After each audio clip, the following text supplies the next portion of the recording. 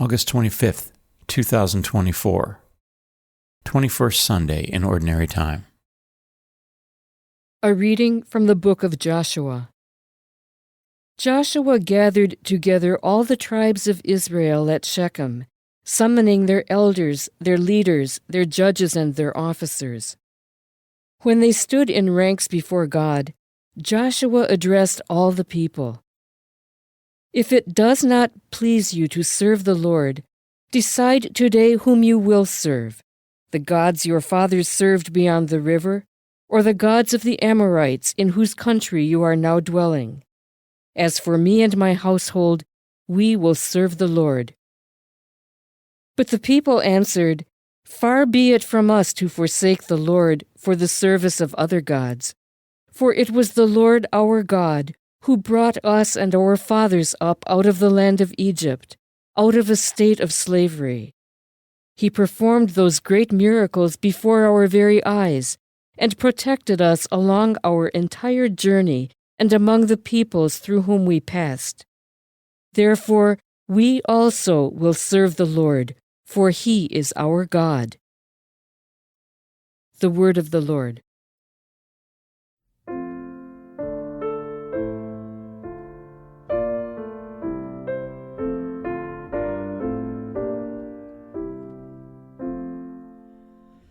Taste and see the goodness of the Lord. Taste and see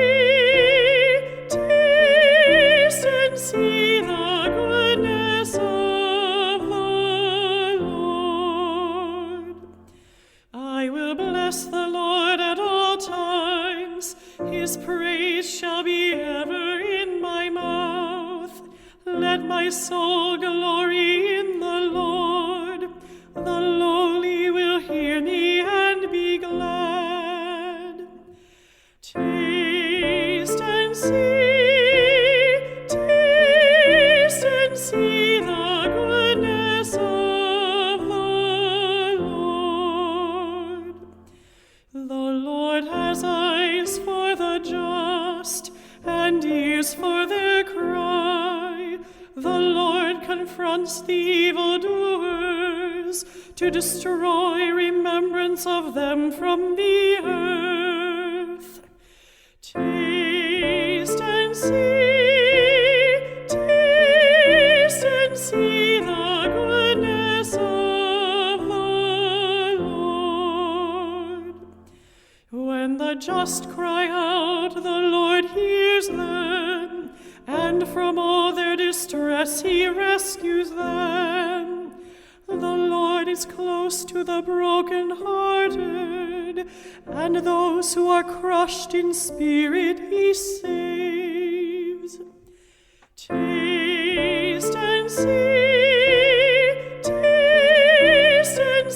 the goodness of the Lord. Many are the troubles of the just one, but out of them all the Lord delivers him. He watches over all his bones, not one of them shall be broken. Taste and see the goodness of the Lord. A reading from the letter of St. Paul to the Ephesians. Brothers and sisters, live in love as Christ loved us. Husbands, love your wives, even as Christ loved the church and handed himself over for her to sanctify her, cleansing her by the bath of water with the word, that he might present to himself the church in splendor, without spot or wrinkle or any such thing, that she might be holy and without blemish. So also husbands should love their wives as their own bodies. He who loves his wife loves himself, for no one hates his own flesh, but rather nourishes and cherishes it, even as Christ does the church, because we are members of his body. For this reason, a man shall leave his father and his mother and be joined to his wife, and the two shall become one flesh. This is a great mystery, but I speak in reference to Christ and the church. The word of the Lord. A reading from the Holy Gospel according to John. Many of Jesus' disciples who were listening said, "This saying is hard. Who can accept it?" Since Jesus knew that his disciples were murmuring about this, he said to them, "Does this shock you? What if you were to see the Son of Man ascending to where he was before? It is the Spirit that gives life, while the flesh is of no avail. The words I have spoken to you are spirit and life. But there are some of you who do not believe." Jesus knew from the beginning the ones who would not believe and the one who would betray him. And he said, "For this reason I have told you that no one can come to me unless it is granted him by my Father." As a result of this, many of his disciples returned to their former way of life and no longer accompanied him. Jesus then said to the 12, "Do you also want to leave?" Simon Peter answered him, "Master, to whom shall we go? You have the words of eternal life.